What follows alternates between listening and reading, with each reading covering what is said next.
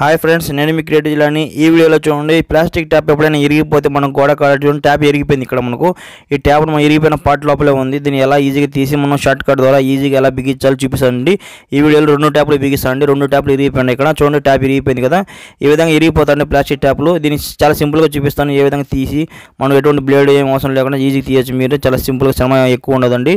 ఆ తర్వాత ఈజీగా బిగించుకోవచ్చు మీరే. ఓకే, ఇప్పుడు చూడండి మనం తీసేదానికి చూడండి మన నట్లు కావాలి. మనకు ఫ్యాన్ బిగించే నట్టు బోల్ట్ ఉంటాయి కదా, అలాంటి నట్టు తీసుకోండి, కొంచెం పొడుగు నట్టి ఈజీగా వీటి తీయచ్చు మనం.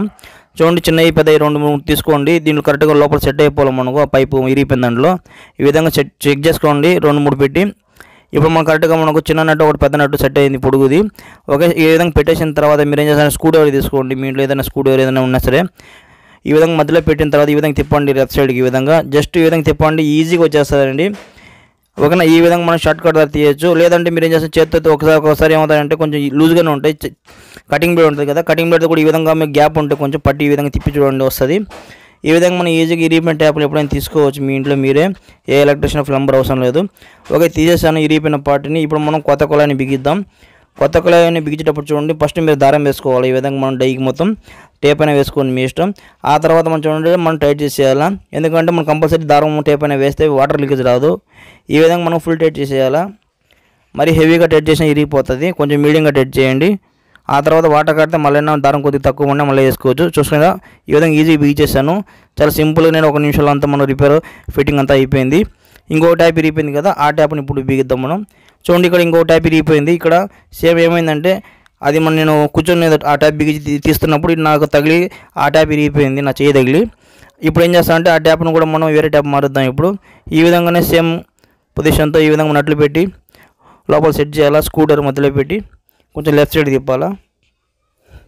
చాలా సింపుల్గా వచ్చేస్తుంది. ఎందుకంటే దానికి మనం గమ్ము ఏం వేయం కాబట్టి, దారం కొద్దిగా టేప్ వేస్తాం కాబట్టి ఈజీగా వచ్చేస్తాయి. ఓకేనా, చూసారా? అంతేనండి. ఈ విధంగా మీరే చేసుకోవచ్చు. ఈ పార్ట్స్ ఇరిగిపోతూ ఉంటాయి. ప్లాస్టిక్ తలనొప్పి ఏంటంటే ఇదే, స్టీల్ అయితే అలా అటువంటి ప్రాబ్లం ఉండదు.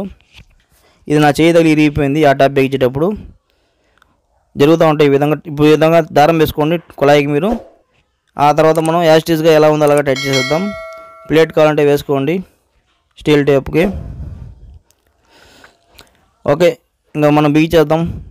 మీడియంగా టైట్ చేయండి, హెవీగా అవ్వదు. చూసారా, కరెక్ట్గా మీడియం టైటు స్ట్రైట్గా పెట్టుకోండి పొజిషను.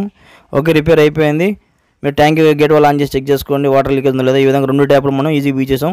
ఒక ట్యాప్ అది ఆటోమేటిక్ ఇరిగిపోయింది, ఒక ట్యాప్ నా చేయి తగిలి ఇరిగిపోయింది గ్యాప్ తక్కువ ఉండడం వల్ల. ఓకే, ఈ విధంగా జరుగుతూ ఉంటాయి. మీరు ఈజీగా బీచుకోవచ్చు. ఓకే ఫ్రెండ్స్, చూసారు కదా, చాలా సింపుల్గా బీచుకోవచ్చు. నా వీడియో కానీ మీకు నచ్చట్లయితే నా ఛానల్ సబ్స్క్రైబ్ చేయండి, షేర్ చేయండి, లైక్ చేయండి, కామెంట్ చేయండి. చూస్తున్నాను ఇలాంటి క్రియేటివ్ వస్తాయి. ఇంకోసారి కలుసుకుందాం మీ క్రియేటివ్ జిల్లాని. అంతవరకు బాయ్ ఫ్రెండ్స్. 2 ట్యాప్లు ఈ విధంగా బీచుకోండి.